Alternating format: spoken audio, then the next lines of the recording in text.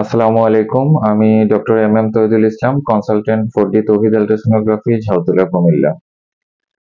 প্রতি শুক্রবার সহ প্রতিদিন আমাদের তৌহিদ আল্ট্রাসোনোগ্রাফি সকাল 10টা থেকে রাত্র 9টা পর্যন্ত খোলা থাকে এবং এর মধ্যে আমরা সাধারণত সিরিয়াল নিয়ে থাকি এবং প্রতি আধা ঘন্টা 1 ঘন্টা পর পর সিরিয়াল দেওয়া হয়ে থাকে এবং আমাদের এখানে ভাস্কুলার আল্ট্রা সহ সকল প্রকার আল্ট্রাসোনোগ্রাম হয়ে থাকে। তো আজকে আমরা একটা কেস দেখাবো, সেটা হচ্ছে প্রস্রাবের যে থলি। আমরা সাধারণত দেখে থাকি যে কিডনিতে পাথর হয়, কিডনির যে নালীটা দিয়ে প্রস্রাবটা নামে ওখানে পাথর হয়। আজকে আমরা যেটা দেখাবো সেটা হচ্ছে প্রস্রাবের থলিতে পাথর হয়েছে।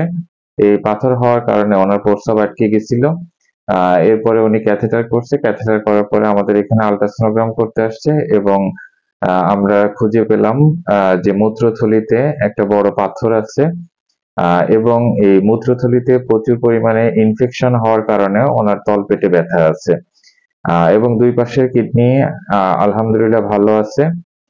শুধুমাত্র প্রস্রাবের থলিতে ইনফেকশন হয়ে গেছে এবং এটা থেকে ওনার ব্যথা হয় এবং প্রস্রাব আটকায় যায় হচ্ছে পাথরটা যখন মূত্র নালীর তে এসে আটকায় যায় তখন তার প্রস্রাবটা বন্ধ হয়ে যায়। এখানে দেখাও, আমরা স্ক্যানটা নিয়ে দেখাই। লাইটটা এক হাত দিয়ে অফ করে দাও।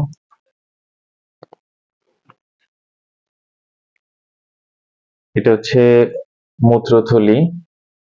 এখন ক্যাথেটার দেওয়া আছে, এটা হচ্ছে ক্যাথেটার, ফলিস ক্যাথেটার।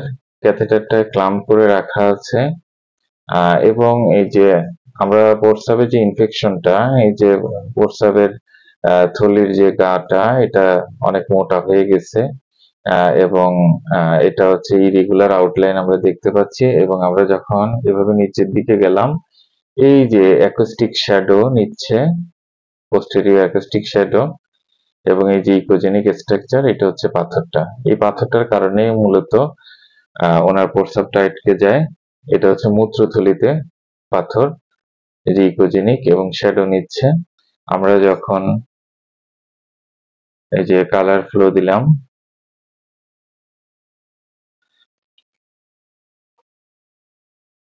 কাছেতে নিয়ে দেখো,